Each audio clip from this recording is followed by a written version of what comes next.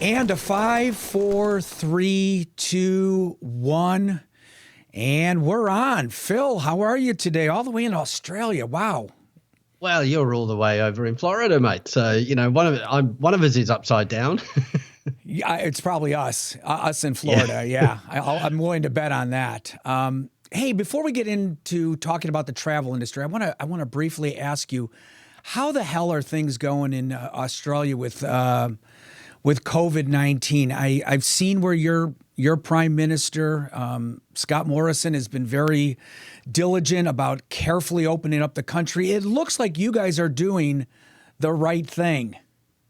Well, in the state that I live in, New South Wales, yesterday we had 0 new cases, which is pretty good. And I think most of the cases that we got, we're an island, which kind of helps. We shut the borders down pretty quickly. And most of the cases that came in were from overseas, people from overseas. And we had a couple of mistakes. We let something like 2,500 passengers off a cruise ship who were infected, and that caused about 16 or 17 deaths. And then a really tragic situation in a couple of aged care facilities. Most recently, somebody who was a aged care worker didn't know they were infected, and over Easter time went in and worked, and that has something like 36 elderly people in that home have been infected, and something like 15 of them died. Imagine being that worker. You didn't know you had it, and then that's happened. That must just be heartbreaking. Yeah. But look, we've done pretty good. We've had a couple of hundred deaths, so we've done okay. In proportion to our population, that's even per capita, that's great, because Australia is like 25 million people. Yeah. Well, you are. That's still a low number. Yeah. Well, it is. I mean, you are an island, as you said, but it seemed like you guys and New Zealand, and tell me if I'm wrong, it just seems like you guys are all on the same page. It just seemed like you shut down the country, not only the travel to China, but travel in and out of Australia, I think, for the most part. Like you said, there were a few exceptions with the cruise ships coming in, and they unloaded some people there. Is there anything you could pass on to America?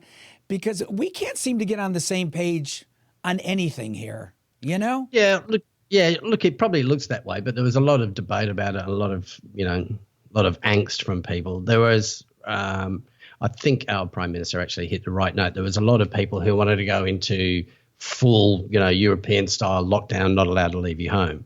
And then there were other people like going, it's only a cold, we'll get over it. And he met in the middle. And the fantastic thing that he was saying was that we're fighting a battle here on two fronts. We've got to fight the disease, and we've got to keep the economy going as well. And I think he managed to find the right balance. Interestingly, New Zealand actually went for a harder lockdown. They went one stage further, and the economic impact of that is kind of starting to show up. So I think Australia hit exactly the right balance. Well, here's what I'm getting at, Phil. I've always felt like if there's any other country that's like America, I've always felt it's Australia. I just feel like the people are similar. Their outlook on life is similar. Do you have people in your country when your prime minister was putting down these mandates where people are going, hey, man, don't tell us what to do, Mr. Prime Minister, because that's what we have in this country? Yeah, and we're not nearly as heavily armed as some of your people as well. Well, I've got to say, we've watched those pictures with fascination. We find that really scary, I have to say, because but we also understand that you've got rights, and people like to carry them out, which is fine. Yeah, look, there was some debate, but I think actually our debate was more on the other side. There were more people who wanted to go harder into lockdown. So the general sort of national consensus was, okay, let's get together, let's do this. Because we'd only just come out of another national crisis, because we had wildfires over our summer. We're in autumn at the moment. We get wildfires every year, but these ones actually went through populated areas, so that was quite devastating. And they were huge and everywhere. Over 100 fires burning at one stage. So we'd just come through one national crisis where people were pulling together, and then we okay, well, here's another one. That's all right. Let's just keep that going. Let's do what we need to do. Well, it is weird because I'm all for our rights, but when I saw people armed and standing at courthouses in Michigan, saying, it's my right to stand here with a gun, and it's like, dude, maybe you're right, but you're just insinuating you want a problem, or you're potentially going to create a problem. It was frightening to see people about a virus standing there with armed as a militia, or as as if tyranny from this virus is going to take over. And well, that's your constitution. It's designed to do that, right? Well, I get, but I'm scared of it, and I know people have the rights. I don't think you should be walking around a courthouse, into a grocery store, into a Home Depot here with a gun. I don't know why you're doing that. I don't know what you're saying to me when you do that, except you're scaring the hell out of everyone. Yeah. Yeah. Look, I have to say, like, our courthouses and our, legislatures, those buildings are sacrosanct. If anybody came anywhere near them, armed like that, the riot squad would be all over it. There's a lot of respect for those institutions here, and that sort of stuff wouldn't be tolerated. Well, and I know I didn't start this conversation to get on a gun thing, but since I've got you here, just to ask you, and I know back in the, how many years has it been since you guys have really changed your gun laws? Just tell me honestly, because I'm telling you, I do not get an honest story here.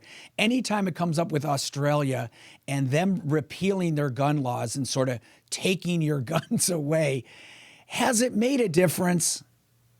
Oh, huge. Yes, we haven't had a mass shooting of any type whatsoever since the early 90s. The last one was that Port Arthur massacre. And, of course, criminals with murderous intent will be able to get hold of firearms if they really want to. But we weren't a firearm carrying country anyway. It was mostly, people who lived in the country and farmers. But, people kind of some people ended up with a few firearms or what have you. But it wasn't like a massive national pastime. It was still a bit of a, like going to the shooting range and what have you was still kind of an outlying sport. There were people who did it, of course. We won a couple of gold medals at the Olympics in trap shooting and what have you. But it tended to be the people had the guns, were out in the farms and what have you. So it wasn't a massive affront to our civil liberties.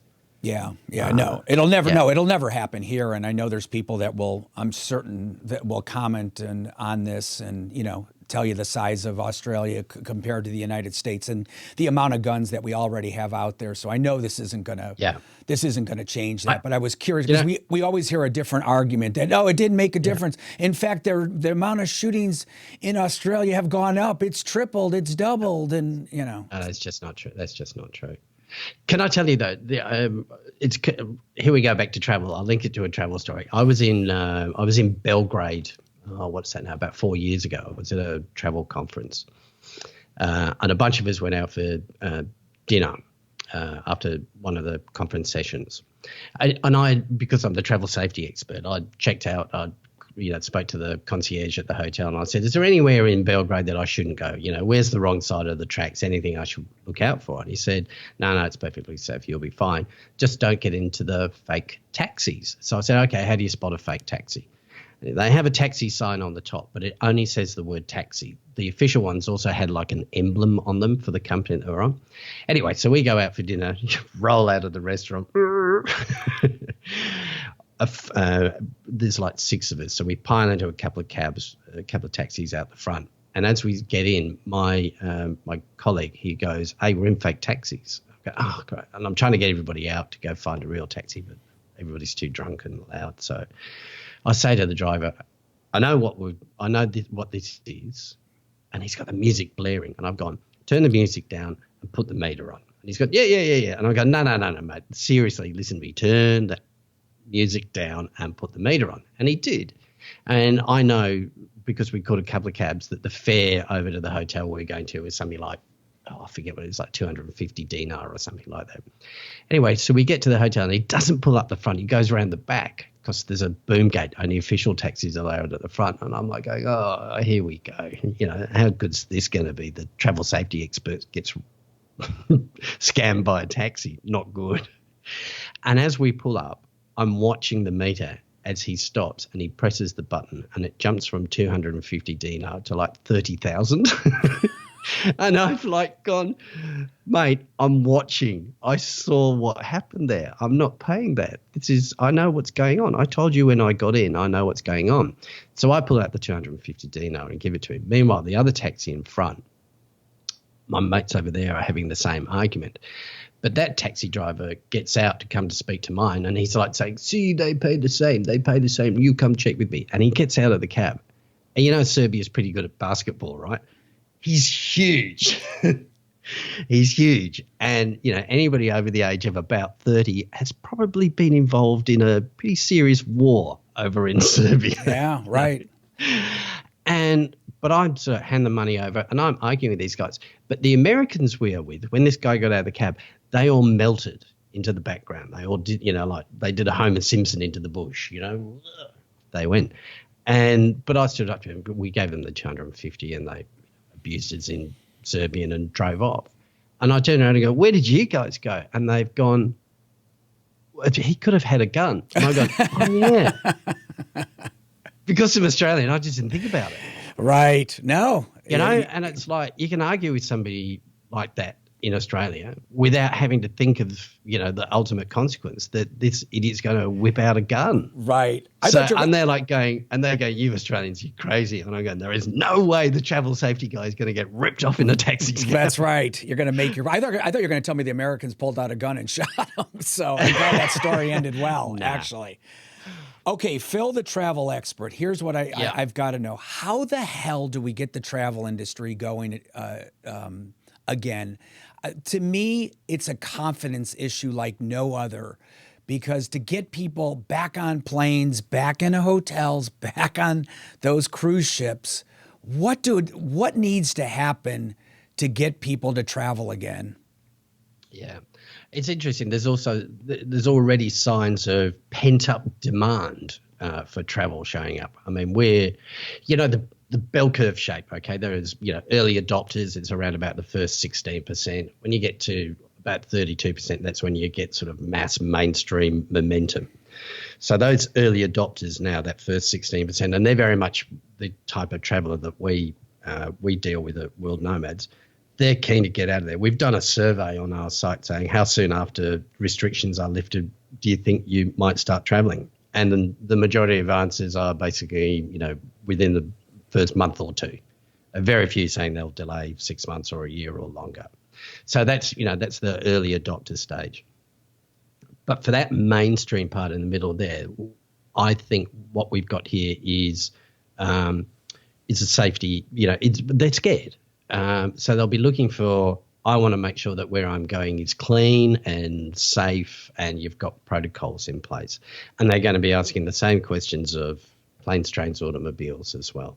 So there's going to be, I'm part of a committee at my workplace because I'm working at home. Welcome to my spare bedroom. I'm part of a committee about how we return to work. How do we get people back into the office and what are the things that are needed to do? And so there's all these protocols about social distancing which need to be maintained. We've got offices in a few places around Australia, and some of them are in buildings with other, you know, shared buildings with other businesses. And it's like, well, what about the shared bathroom facilities? You know, like how do we make sure that they're kept up to the standard as well? So it's a really, really complicated project to get people back in the office. And cruise ships, planes, hotels, they're all going to be facing the same thing as well. I mean, do you think people sitting around Sydney right now would they hop, I know I'm generalizing, but would they hop on a cruise ship if it was open tomorrow and go? Or do you think they would hesitate just like Americans would? I read yesterday, and I'm glad you're sitting down. I read yesterday that Carnival Cruise Lines are saying that bookings are up 600%. Sounds like Now a good that's PR person. well, yeah, and they were fudging the figures a bit there because that was from this time last month when nobody was traveling. All right, but they still insist that bookings August to August, year on year, are up over 100%. They're up like 200%, and they're finding that the people that are making those bookings are a little younger than the usual sort of cruise ship clientele. And I'm like going, oh, that is unbelievable. Younger people, okay, everybody thinks they're bulletproof until they Right. get to about 30 years old. And I was like thinking, why is that? Why is that? And I was checking it out, and I went on the site and had a look, and you can book a cabin on a cruise for $28 a night. Well, I'm going then. So even if it does, Good deal. It's a good deal. But they're kind of figuring, I'll book it, and if it doesn't happen, I haven't lost much money. So I think it's kind of like speculative booking, and Carnival are making a good PR thing out of it. Yeah, but that did surprise me. Everybody works in homogenous little groups, and you can't generalize. But none of my friends, nobody I speak to, would get on a cruise ship again if you paid them. Wow. And look at you guys have a pretty clean record with people infected with the virus in that right now, and Yeah, well, I mean, it was one of our big mistake, as I mentioned, was a cruise ship. It's got a really bad reputation here.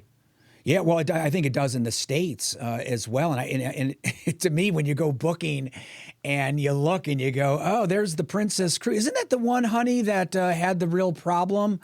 I wonder if that's going to make people hesitate, or are they just going to go, screw it, $28 a night, I'm going, Yeah. I don't know. Yeah. And I'm queuing up at the buffet. Yep. Look, that's the ship that brought the disease in here, the Ruby Princess. It's 12 years old, and I think what they'll probably do is they'll scrap that ship. It was getting towards the end of its life cycle anyway. If they don't do that, I reckon they'll rename it. Yeah. There's no way. And what was the other one? The Diamond Princess? Yeah. They'll either scrap or rename them. They have to do. Yeah. Well, I mean, do you think people will be the same way about going to a nice resort in Melbourne or, somewhere in Bali? I mean, do you think people are nervous even to do that, say then not a cruise ship, but a nice swanky resort? You think people will feel safer about that? I think people will start asking questions, about hygiene practices.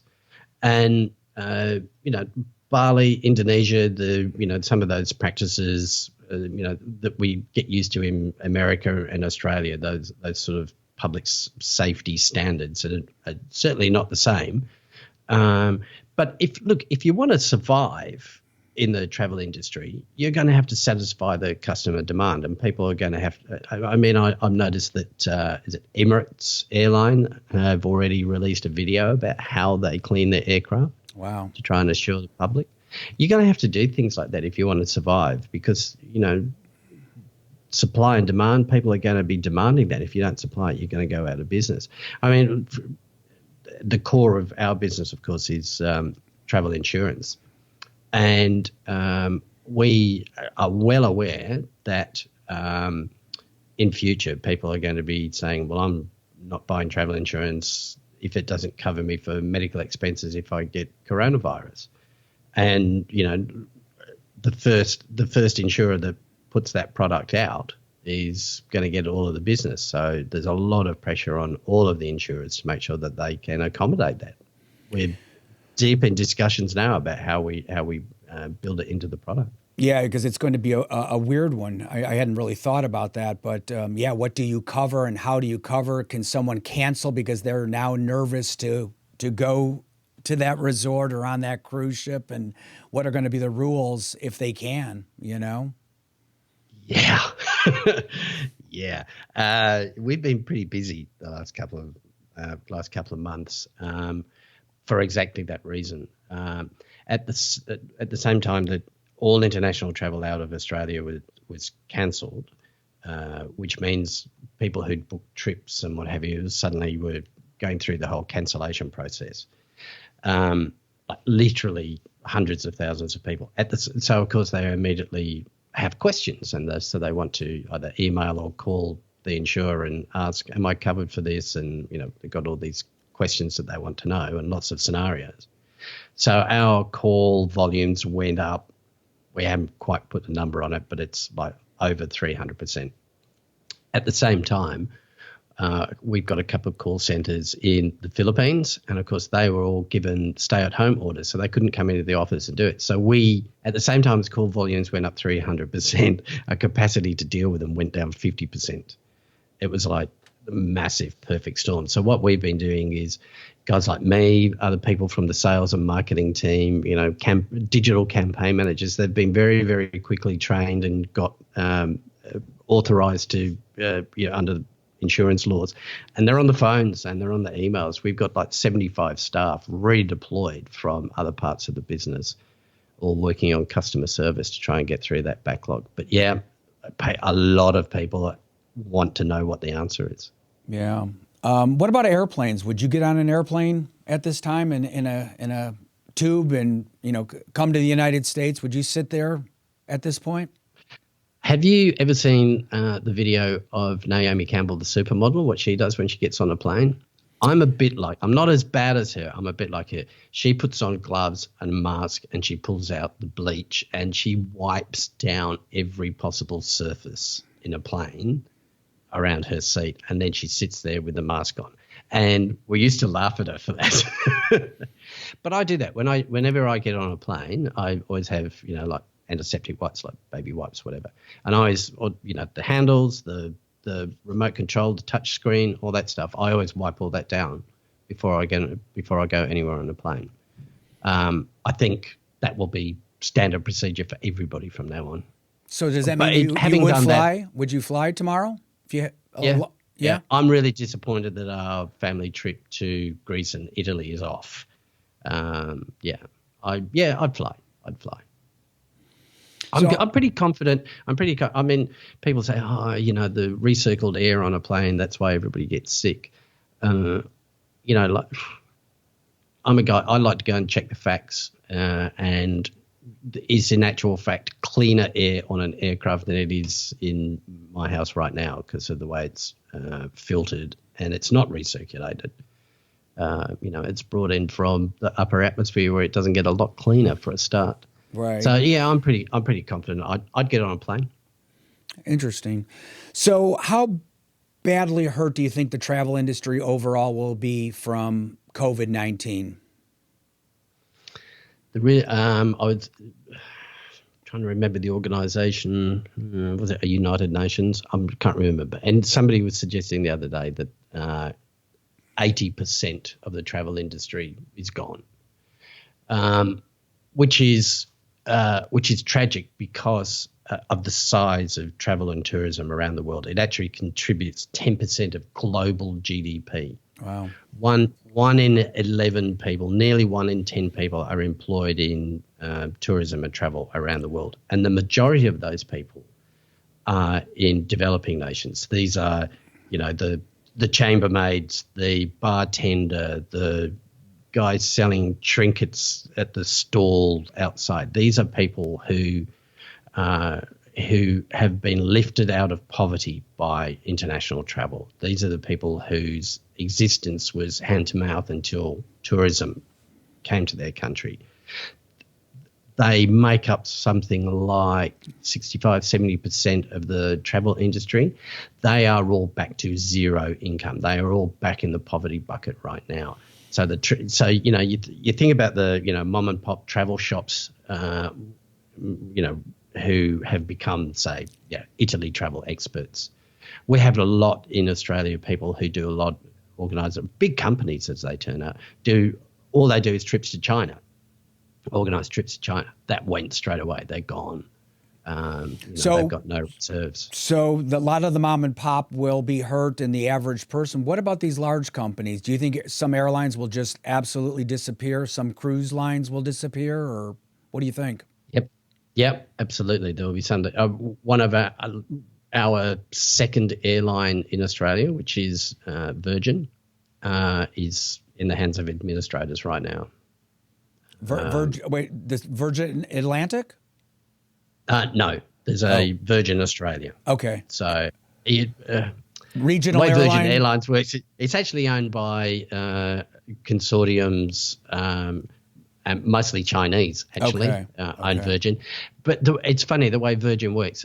Richard Branson gets $10 million a year royalties for them being able to use the word Virgin in That the sounds airline. like a good That's deal. the way that works. So, That's a good deal. I like that deal. Yeah, it's pretty good. He's a smart guy. Yeah. So, but his Virgin Group first set up what was called Virgin Blue in those days, and it was a budget airline. It was one of the first budget airlines in Australia, and then it ownership changed after that, good 10 years or more ago now, and it went from budget to full service airline and rebranded itself as Virgin Australia. So, but they've got bills coming out the wazoo. As a matter of fact, some of their planes have been impounded for unpaid landing fees at some of the airports in Australia. They're in big trouble. But I understand there is a big lineup of people who want to buy it. But of course, there is no way that people who have got outstanding tickets or credit vouchers or whatever, that's gone. We're all going to lose that. Yeah. No, I think you're going to see a lot of that. You're not going to be able to collect on that or get your money back, and I don't see how. No. Well, there's no money in Virgin's coffers. It's not there, and it's somebody who buys it. Why would you buy somebody else's debt? No, sorry, mate, I'm buying your airline, not your debt. Sorry, people. Oh, well, we do that in America all the time. So that's actually big business here. So there's major industries in the debt business. So yeah. Well, so how do we sum this up? The travel business, just hang in there. Is that? Yeah. Look, I think what's going to change. There's a lot of positives going to come out of this as well. I think because like we've all seen the canals in Venice clear up. We've seen the baby turtles on the beaches in India. We've seen, all of these really fantastic things that have come back because there are not so many tourists all the time. And over-tourism had become a really big problem. And now we can see how big of a problem it was and what happens when you can control that. So I think what you'll start seeing is the rise of responsible and sustainable travel, as in, and that also goes to, those millions of people who, are back on the poverty line now. I think people are like going, oh, wow, did you see, what we were able to do for people by travel? I'm not going to give my money to a big multinational. I'm going to pay locally. So I'm not going to stay at the big chain hotel. I'm going to go and do a homestay so that my money, which is less than you would pay at a big chain hotel, is going directly to somebody in the community. I am going to go and, I'm not going to be one of, if you like wine, crusty bread and cheese, any village in France will do. Right. Does it have to be the one that was in, the book that you just read? And I think people will understand that that mass tourism, over tourism, was a big problem, and that it's easily solved just by diversifying. Nepal, for example, everybody does. There is three main treks that people do there: the Everest Base Camp, the Annapurna Circuit, and the other one, which the name of which escapes me at the moment. Alzheimer's disease, mate. It'll come to me at about 4:00 in the morning. But there are like 22 different treks in Nepal, but you only hear about 3 of them. What's wrong with the other ones? They each have their own specialties, each have their own advantages. So stop doing the same 3. Go and spread yourselves out. Go and get off the beaten path a little bit more. Connect with the locals. But, you made me think of something there, Phil, that was interesting. And you're right. I think people might do that with some of the larger companies. But then what about the Airbnbs? I'm thinking how do you convince people now that my house is COVID-19 free? Wow, we wipe everything down here at this house. I mean, is that going to be a problem for folks in that business? Home sharing? Yeah, I think so. But only in the same respect that, any hotel or airline has got that problem as well. It's going to have to be people are going to have to take this seriously. There will be people who take advantage of it, and it becomes a trust thing then. So, you're going to see even more reliance on social media and, that word of mouth thing that kind of happens digitally these days, So if somebody's got a good reputation that's passed on mouth to mouth via social media, that is going to work. So people are going to be, these guys say they clean properly, but what's your experience? Anybody been there recently? So, well, the problem with the home sharing, though, I don't know that the person staying with me or at my house, I'm not there, that they have COVID-19. I mean, so how would anyone even know? Yeah. Look, eventually we're all going to get it. That's the only way that we can defeat it. Eventually we will all need to get COVID-19. Well, that's cheerful. Thank you, Phil. This has been a great discussion. Thank you. No. But look, okay. Yeah.